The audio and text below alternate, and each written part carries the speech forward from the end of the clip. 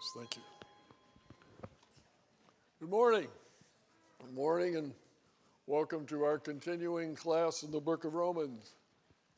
We're on autopilot in the booth. Can I be heard reasonably well? Raise your hand if you cannot hear me. Otherwise, raise your hand if you can hear me, which never works. Okay. Okay, great. Thank you.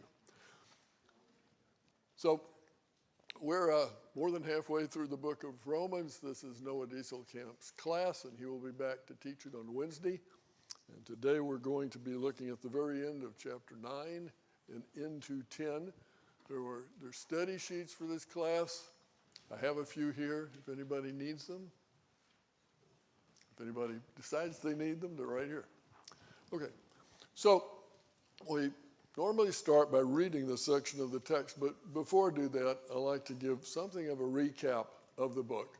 So I say we're halfway through it. Romans is a structured argument. It starts and builds on each point. So let's just remember some of the main points that have already been made and have those in mind as we consider what's being written and what we're going to read today. So Paul's writing here to a church. It obviously has a number of Jewish members, has a number of Gentile members, and there is apparently some tension between them, judging from the way he writes. So he starts by reminding them that they share a common problem. And the common problem, which we also share, is the problem of sin. Chapter 1, verse 18 says, the wrath of God is revealed from heaven against all unrighteousness. And then he talks about unrighteousness. He talks about the unrighteousness of the Gentile world, and he says they are without excuse. But then he turns to the unrighteousness in the Jewish world, which is self-righteousness, the belief that they can be holy enough in their own power to deserve God's heaven, that they can basically be flawless. It's self-righteousness. And he says that they too are without excuse. So if both parties are without excuse, what is the answer? He presents the answer in chapter 3. The answer is the true righteousness. The righteousness of God has been manifested through Jesus Christ, through faith in Jesus Christ for all who believe. As he says, for all have sinned and fallen short of the glory of God. To those who might object to reliance on the law of faith, he goes through several of the objections and deals with them. And one of those things that he points out in those next chapters is that Father Abraham himself, the father of the Jews, was saved by faith and not by the acts that he did, that he believed God and the faith was reckoned to him as righteousness. He also describes, chapter 6, the way in which we are freed from our burden of sin, and that's by the death, the reenactment of the death of Jesus Christ and the resurrection of Jesus Christ by being buried in baptism. So that an essential path to our being free from sin is that baptism. And with all that, he builds up to the glorious promises in chapter 8, right? Chapter 8, which begins with, now there is no condemnation for those who are in Christ Jesus, and ends with the question, what can separate us from the love of God? I'm convinced, he says, that nothing physical, nothing created, nothing spiritual created can separate us from the love of God. Though we observed in this class that we can separate ourselves from the love of God. Let's turn to some of the problems that arise from accepting salvation by faith. And one of those that has great weight for Paul, personally, emotionally, he describes that, and for many of the people in Rome, is the fact that the people, the chosen people of God, the Israelites, so few of them have accepted Jesus. So few of them remain adamant in not accepting Jesus. That's troubling. It's troubling them personally because those are their friends, their relatives. And in the last class, we talked about the first question, argument that he raises. He says in verse 9:14, is there unjustness on God's part? I understand that to mean, is it like God changed the rules on the Jews? And was that unfair? Was that unjust? What about all the other things that he told us about following that law? And Paul deals with that pretty quickly. He says, no, it's not true. We're not talking about justice here. We're talking about mercy. Justice under the law of sin and death is death. Life is mercy. And God has been very clear in his dealings with the Jews throughout that he would decide upon whom he could have mercy. And he can have mercy on those who have faith in Jesus Christ. So now at that point, Paul's going to deal with the next question, headed off by one of his, what shall we say then, or what shall we say about these things? So we're going to start in chapter 9 and verse 30. What shall we say then? That the Gentiles who did not pursue righteousness obtained it. That is a righteousness that is by faith. But Israel, even though pursuing a law of righteousness, did not attain it. Why not? Because they pursued it not by faith, but, as if it were possible, by works. They stumbled over the stumbling stone, just as it is written, look, I am laying in Zion a stone that will cause people to stumble, and a rock that will make them fall. Yet the one who believes in him will not be put to shame. Brothers and sisters, my heart's desire and prayer to God on behalf of my fellow Israelites is for their salvation. For I can testify that they are zealous for God, but their zeal is not in line with the truth. For ignoring the righteousness that comes from God and seeking instead to establish their own righteousness, they did not submit to God's righteousness. For Christ is the end of the law, with the result that there is righteousness for everyone who believes. For Moses writes about the righteousness that is by the law, the one who does these things will live by them. But the righteousness that is by faith says, do not say in your heart, who will ascend into heaven, that is to bring Christ down, or who will descend into the abyss, that is to bring Christ up from the dead. But what does it say? The word is near you, in your mouth and in your heart. That is the word of faith that we preach. Because if you confess with your mouth that Jesus is Lord and believe in your heart that God raised him from the dead, you will be saved. For with the heart one believes and thus has righteousness, and with the mouth one confesses and thus has salvation. For the scripture says, everyone who believes in him will not be put to shame. For there is no distinction between Jew and Greek, for the same Lord is Lord of all, who richly blesses all who call on him. For everyone who calls on the name will be saved. How are they to call on the one they have not believed in? How are they to believe in one they have not heard of? And how are they to hear without someone preaching to them? And how are they to preach unless they are sent? As it is written, how timely is the arrival of those who proclaim the good news. But not all have obeyed the good news, for Isaiah says, Lord, who has believed our report? Consequently, faith comes from what is heard, and what is heard comes from the preached word of Christ. But I ask, have they not heard? Yes, they have. Their voice has gone out to all the earth, and their words to the end of the world. But again I ask, didn't Israel understand? First Moses says, I will make you jealous by those who are not a nation. With a senseless nation, I will provoke you to anger. And Isaiah is even bold enough to say, I was found by those who did not seek me. I became well known to those who did not ask for me. But about Israel, he says, all day long I held out my hands to this disobedient and stubborn people. Okay. So, with that said, we're going to turn to the study sheet, and we're going to answer the questions about the text, which are basically short answer questions based on what's written in those verses. So, ending up with chapter 9, verses 30 and 31. In those verses, in what had the Gentiles succeeded, and in what had Israel failed?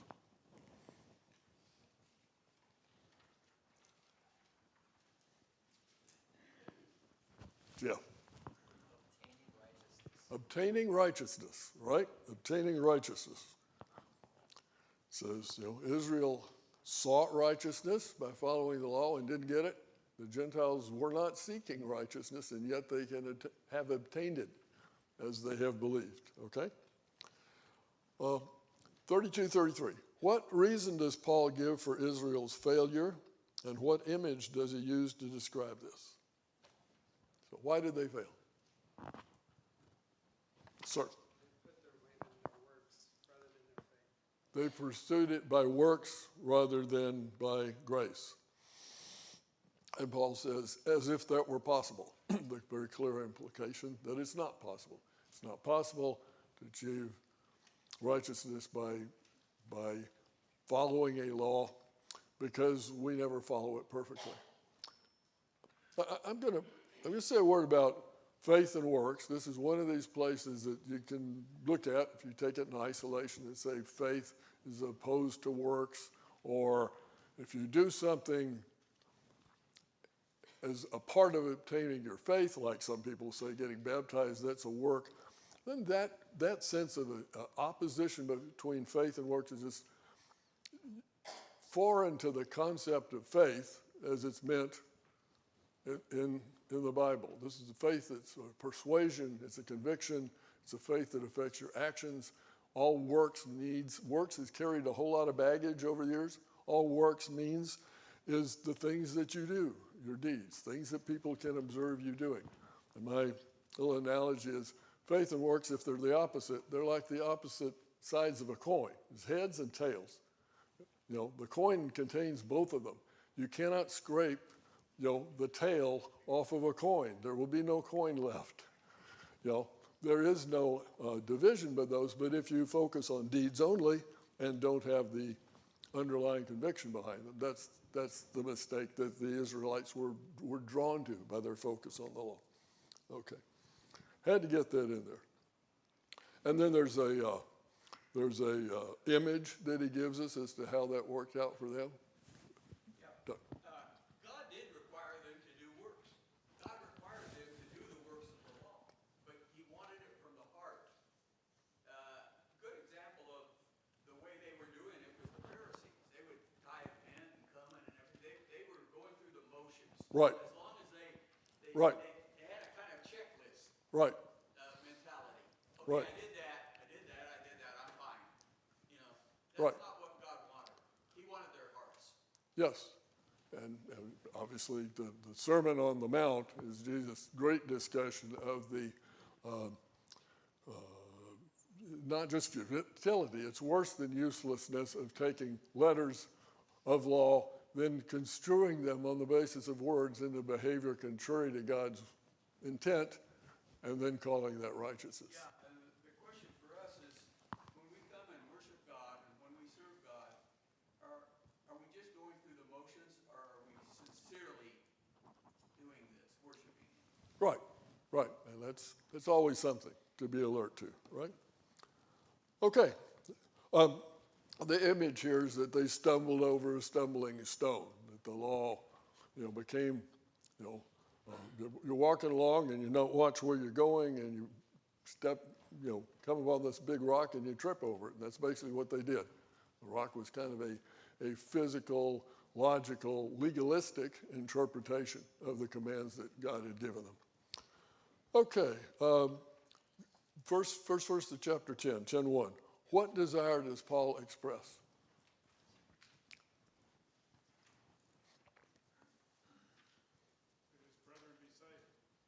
That his brother will be saved. Yes, he's once again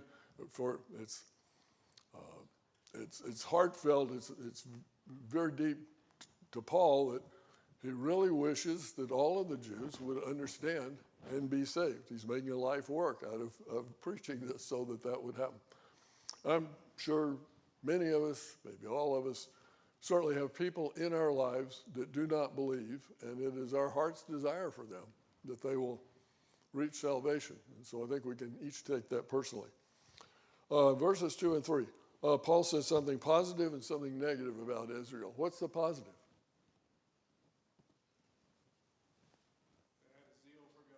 They had a zeal for God. What's the negative? Not according to knowledge. Yes. And Jimmy quoted there is what's said in most of the translations. The text we read did a little interpreting for us about that, but what's said is very close to the original. It's basically three words: not, and according to, and knowledge in the Greek. So it's that's, it's zeal without understanding what you're supposed to do with it about the zeal. And so we kind of talked about the tendency to go through a law as a routine, but you can be zealous in following a routine, and many of them were, and were quite willing to condemn anybody that did not, right? But they did not take the time to fully understand. So their zeal was not in accordance with knowledge. Okay, from question verse 4, how is Christ portrayed in relation to the law, and what is the result? What does it say about Christ and the law?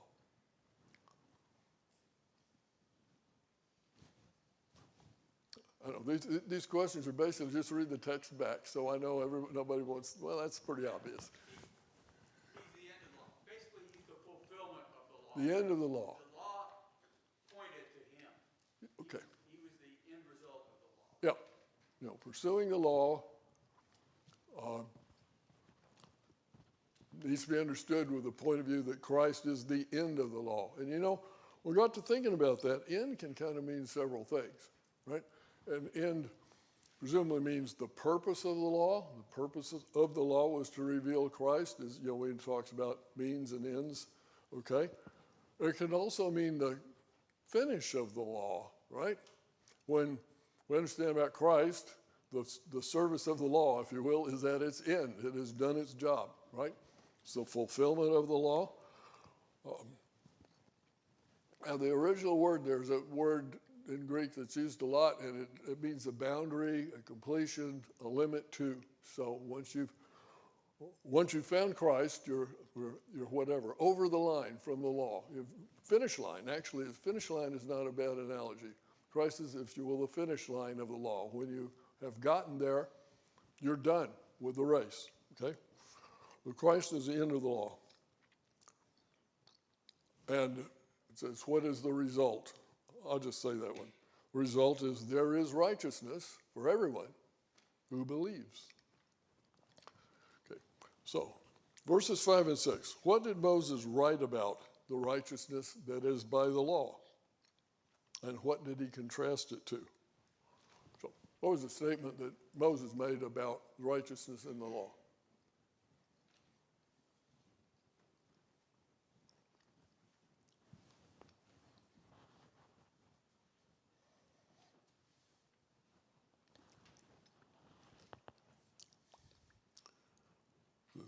Moses writes about the righteousness that is by the law, and he says, righteousness is based on the law. I didn't quite hear. Righteousness is based on the law. Okay, but then he goes ahead and says something else about that. Says, Righteousness based on faith. is about by the law, and then what he actually says, the quotation is, the one who does these things will live by them, right? Which sounds very simple and straightforward. What Paul spent the second chapter pointing out that there are none who does these things, not every day, not all the time, not consistently, not without flaw. So nobody's going to live with them. But that's the condition, right? He sets that condition. The one who does these things will live by them. Okay? And then we're asked, okay,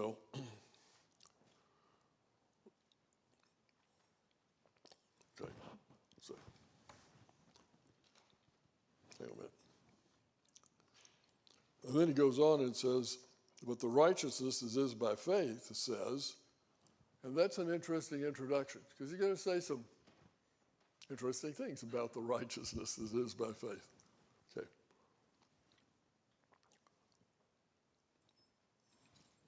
Okay. So, hang on a minute. I'm figuring where I want to go with that.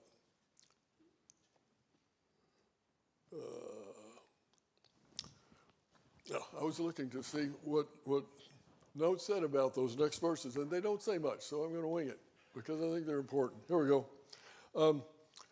Then he says, what do we make with these? Do not say in your heart, who will ascend into heaven? Who will descend into the abyss? The word is near you in your mouth and your heart. I'm just reading the quotations, not what Paul had to say about them. What do you make of those three statements? And what do they have to do with our subject? Don't need to go up to heaven, don't need to go down to hell, right? The word is near you. This has become a thought question. Don't judge, just do. Don't judge, just do. Okay, I think that's a piece of it. Okay. Okay. Doug. You know, he's saying, who will ascend to heaven to bring Christ down or go down to the abyss bring him? You don't have to. It's here. Right. The word's here. Right. And I think this ties in with Israel's failure. Right. They had the word.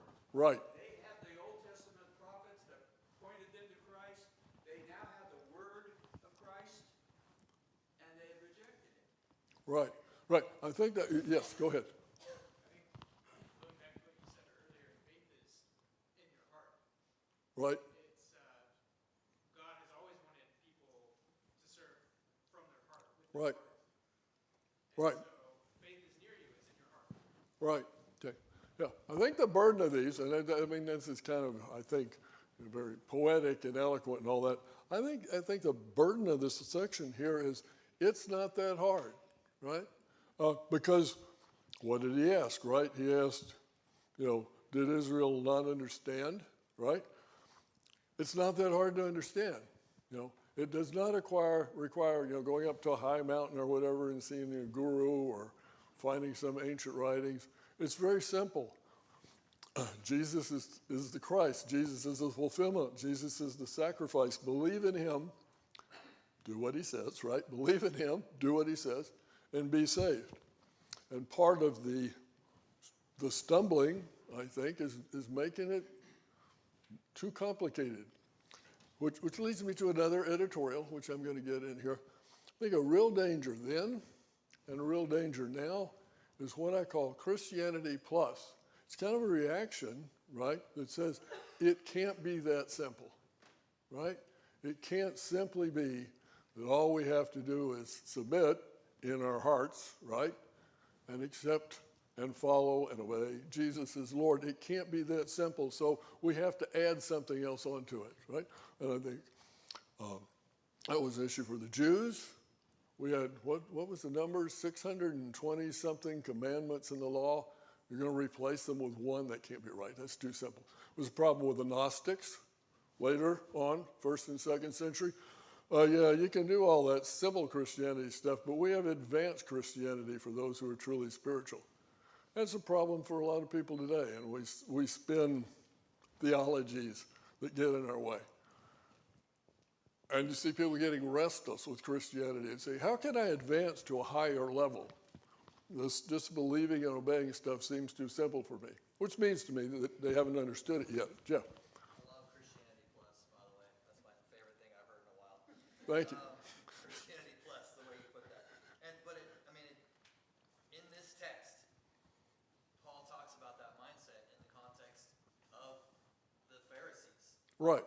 Christianity Plus is another way to put a sort of a fine point on it. It's Pharisaical style thinking. Yes. And that's what they did. He says in verse 3, being ignorant of the righteousness of God and seeking to establish their own. And really that's kind of like the mindset that we can and should be warned against having. Yes. How do we make this more complicated? Yes. So that we can feel really extra good about how faithful we are, because Yes. believing in and confessing Jesus, like he says in verses 10 and 11 here, that's just too simple. Yeah. And we got to make it like a lot more complex than that. And that's exactly what the Pharisees did for generations. Yes, they did. And I think, I more than think, I stand right up here and preach, I guess, that I think we are all subject to that human temptation, the human temptation to say, I will kind of find extra ways to demonstrate my goodness, which in and of itself is not a bad thing. And then I will look around at everybody else and say, if you were as holy as me, you'd be doing it my way. And that, Satan has temptations for everybody, and that's a temptation he has for people who have a zeal for God, but want to take it beyond knowledge. It's not that this didn't require hard work and effort. Right. That hard work and effort was already done. All we have to do is accept that it was done. Yes. Believe that it was done for us and confess it. Yes. Yeah, it's here. Right. It's a free gift. Okay. So, back to the outline. 9 through 13. Who does Paul affirm will be saved without distinction? And this is the simple part, right? This is the description of what we need to do. 9 through 13.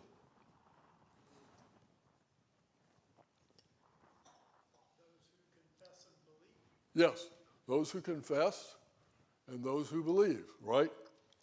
See? If you confess with your mouth that Jesus is Lord, if you believe in your heart that Jesus raised him from the dead, you'll be saved without distinction, both for the Jew, this for the Greek, Doug. Well, you just said it, without the distinction is going back to what he's already said. Right. Jew and Gentile. Right.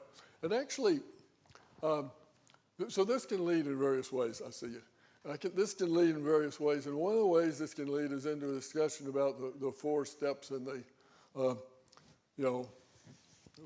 in the process of salvation, and gee, he didn't say baptized. I think Paul has adequately covered all of the steps. Now he's emphasizing a couple of them, confession and belief. Go ahead, you had a comment. Well, I was just going to point out the significance when it says with the heart one believes and is justified. That justification is the manifestation of your actions, showing that you're acting upon that faith that you have in our Lord. Right. But ultimately, that's a follow-through all the way. Right. It is an active faith. Yes. To say Jesus is Lord, Lord is a word we don't use a lot in common expression much. Till basically the American Revolution, everybody had a Lord, and the Lord was in charge, and you followed them. We don't use that word much outside of church. I don't call anybody in the rest of my life a Lord. But to say Jesus is Lord means Jesus is in charge of me, and I will do whatever it is that he says to do, right? That's inherent in that word. It's a word that's meaning doesn't strike us, as viscerally as it would have in the times this is being written, right? So to confess Jesus is Lord means to undertake to obey him, no matter what, going on further, right? And believes in the resurrection, which is the key point of believing that he's the Messiah, because as Peter said on Pentecost, that's the proof God gave the world that he was in fact who he said he was. So confess, believe, will be saved. Anybody further comment on that? Yes, sir. I was just going to add, I think sometimes as we read this, we fail to emphasize something I think the text expects us to. And that as we talk about whether it's Jew or Gentile, when the distinction's not there, the text says, whoever calls on the name of the Lord shall be saved. Anyone who calls on the name of the Lord. Yes. So a lot of times when we read that, I like to emphasize that. Yes. Emphasize the whoever. Whoever calls on the Lord in the way that's been explained, right? Whoever calls on the Lord will be saved. The Jew will be called on the Lord. Who calls on the Lord will be saved. The Gentile who's done all of those things described in the first chapter, who calls on the Lord will be saved. The person who lives a respectable life in this world will be saved. The person who lives a not respectable life in this world will be saved if they, understanding what that means, call on the Lord. That's right up there where there's now no condemnation, I think, as a promise, as a glorious promise. Okay. 14 and 15. How would you answer the rhetorical questions of these verses? What are those rhetorical questions? How are they to call on the one they have not believed in? How are they to believe in the one they have not heard of? And how are they to hear without someone preaching to them? And how are they to preach unless they are sent? So, how would you answer those rhetorical questions? They can't. It's a very simple answer, right? And that is, of course, the point. Right? So, moving on to the next question. Paul cites the prophet Joel saying, whoever calls on the name of the Lord shall be saved, in support of confessing Jesus as Lord. We really just talked about that. So it talks about what is a prerequisite to calling on, believing, hearing, and preaching. And, right, I mean, the way that's written, the prerequisite to calling on, wait a minute, get this right. The requisite to calling on, right, the name is believing that the name is the name of the Messiah. The prerequisite for believing is having heard the assertion that Jesus is the Messiah. And the prerequisite to hearing is having somebody tell you that, which comes to the preaching. And then he goes on, how shall they preach unless they have been sent? Comments on that sequence? Anything in that sequence you'd like to talk about? We often quote that, and then it says, and therefore we need to contribute and send missionaries. And that's a good application, but there's probably more to it than that. I think it shows personal responsibility. Okay? God wants everyone to be saved, but how can they be saved if no one's willing to go out and spread his word? Okay? Right. Certainly, yes. A world out there of people who needs to be saved does need people to be speaking.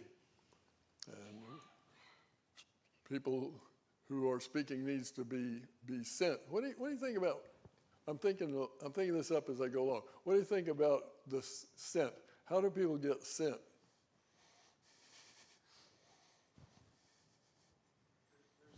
There's a need made known, and I'm sorry. there's a need that's made known, and then you Okay. delegate those who go.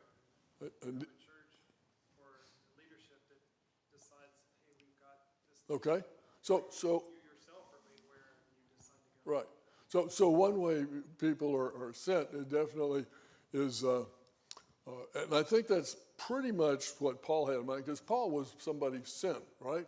The congregation in Antioch, under the instruction of the Holy Spirit, got some money together, gave it to Paul, and said, go out and speak. And that was Paul's life. Paul was sent in an organizational way. Comment? So when you send someone out, you are granting them authority to deliver a message on your behalf. Uh-huh. So when we are sent to deliver that message, but we are also under the authority of the person who sends us. Right. Therefore, we must make sure that message is accurate Right. and delivered successfully as expected. Right, okay. So, yes, sent also harks the word apostle, which means one sent, and it does mean one sent with authority. One sent with sent by authority with a mission to accomplish. And of course, if you did that in the old days, you were the messenger. You needed to be very, very careful that you said exactly what the person who sent you and nothing else. I'm not saying he's not setting a pattern for us, but the point that he's trying to emphasize here is that this pattern already took place. Yes. Israel already had this done. Yes. When he quotes Isaiah a couple Right. of times here, Right. someone has to be sent. What did Isaiah say at the very beginning of his ministry? Here I am, Lord, send me. That had already happened. Israel Right. already had all these steps. Right, very good. So we've just talked about the Christian missionary pattern of sending. Here's God's more historical pattern of sending. The word of the Lord came to the prophet so and so, and he went. And you quoted Isaiah, "Here am I, send me." So another aspect of being sent is volunteer to be sent. Okay.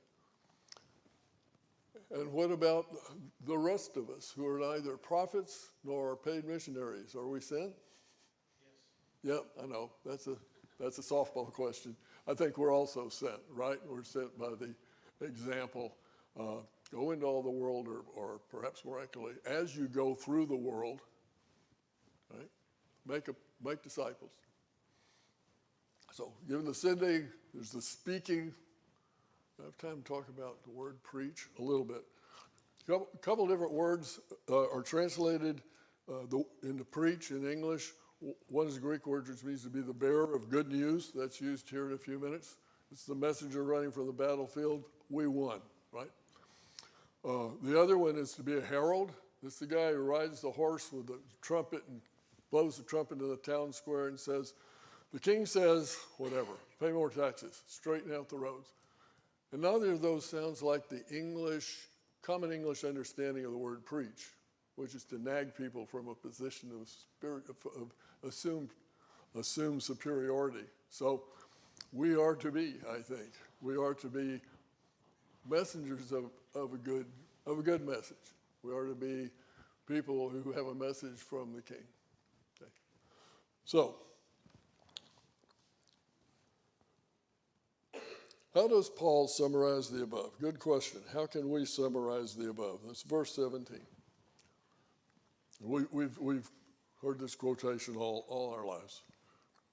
Faith comes from what is heard. I'm going to quote a more familiar translation. Faith comes from hearing, and hearing from the word of Christ. And that turns us to really kind of the last part of Paul's argument here, and that's verses 18 through 21. So this has all been about, right, Israel. Have they not heard? Have they not had grounds to understand? And he quotes Old Testament prophets again to say that, yes, Israel has had ample chance to hear this. It's simple. He said it's simple, and Israel's had ample chance to hear that. So, how does Paul demonstrate that Israel's failure to believe, obey, and understand the gospel was not God's fault? It was their fault. So how would you say those last few verses illustrate that? Yes. He gives Isaiah the quotes of God holding out his hands to his people. Yes. Let's end. That's the last one, and let's end with that. This is Isaiah. All day long, I held out my hands to this disobedient and stubborn people. Back in Isaiah's time, where the message was follow the law or go into exile, and they chose exile. And by implication now, when the message is Jesus is the Christ, the Son of God, and they chose unbelief. What about those other two quotations in there? Paul, but I ask, have they not heard? Yes, they have. And then he says two other quotations.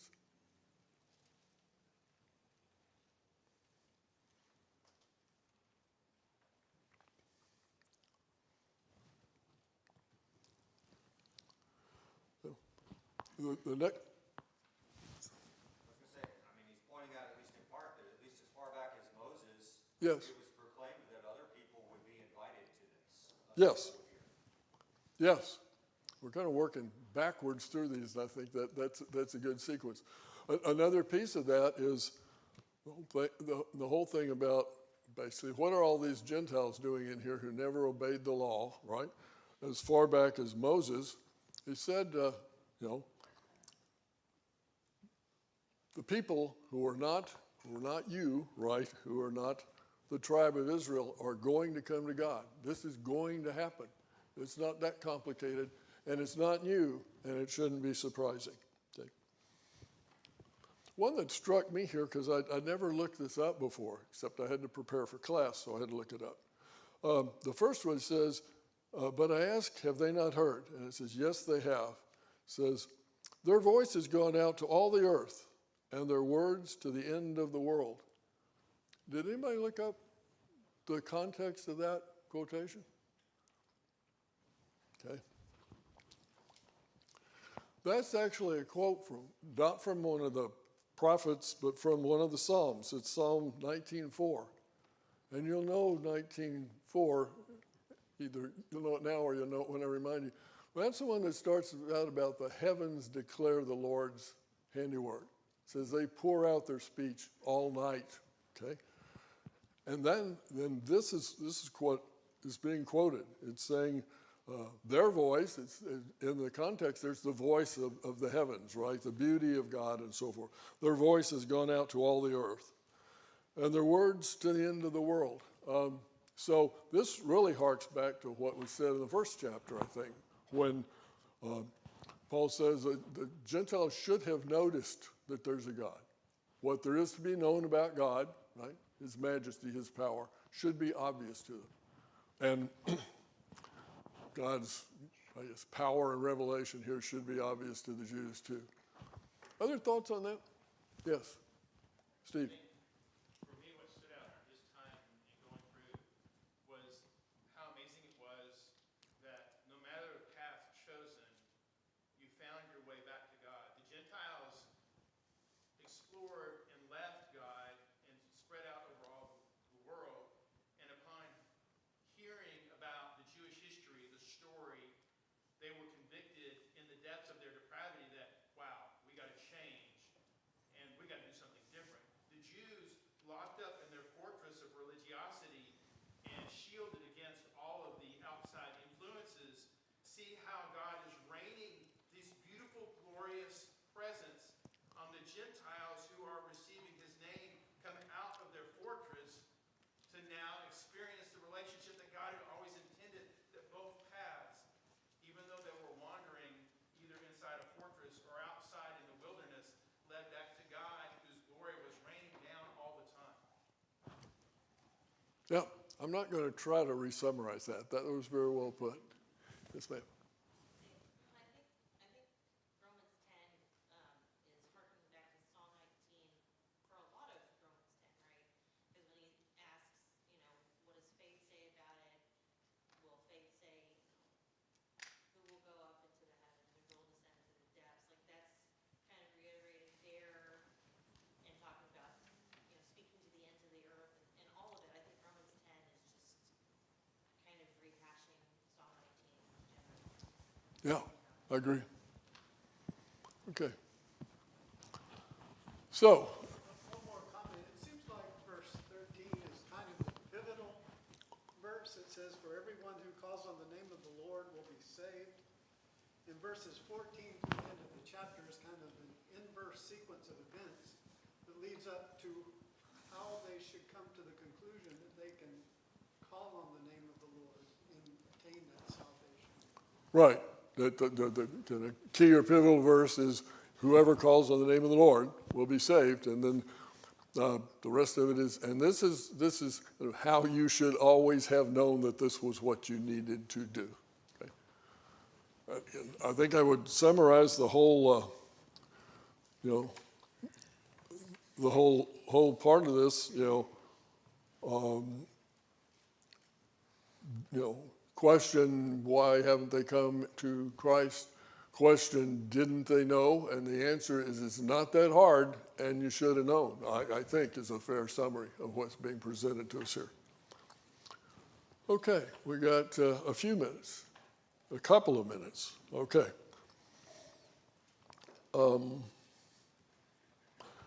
Let's just do this first thought question. What lesson should we learn from Israel's zeal without knowledge? I think that's a real good question. Israel has zeal for God, no doubt, but not according to knowledge. And the application for us is? Make sure to include the knowledge. Say again. Make sure to include the knowledge. Yes, make sure to have the knowledge, right? Zeal alone is not enough. To have zeal alone. Zeal alone is not enough, right? Well, I think we need to key in on. I can't hear. These people had a zeal. These people had a zeal, but it was for God. Yes, They had a zeal for God, yes, but he calls them ignorant. yes, Because they did not have the knowledge that they needed to have. And so like Patrick talked to us today, the key is we can be deceived, yes, and we shouldn't be deceived. yes, I think some of it too, like, it's not that they could not think through these complex theological ideas, right? You've got these people who have been arguing about this stuff for a long time. right. It's just that the ignorance here seems to be a relational ignorance, right? They just don't know who God is. They don't know the character of God. They Well- know the things God is asking for, but they can't see beyond that first step to see who Well, God is and what God wants. That's very good. That's very good. An ignorance of truly who God was, not just what he said. This will be the last comment, the bell's going to ring. Back to like the mint and cumin and those offerings,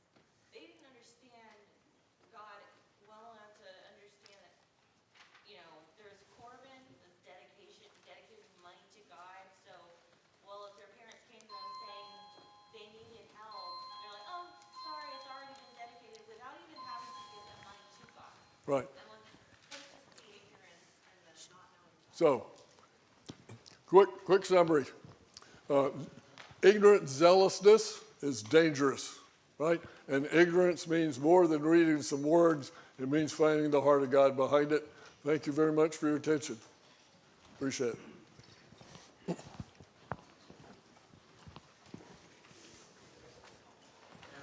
Hosea 4:6 says, "My people are destroyed for lack of knowledge." There you go. I And asked he you. indicted the priest. In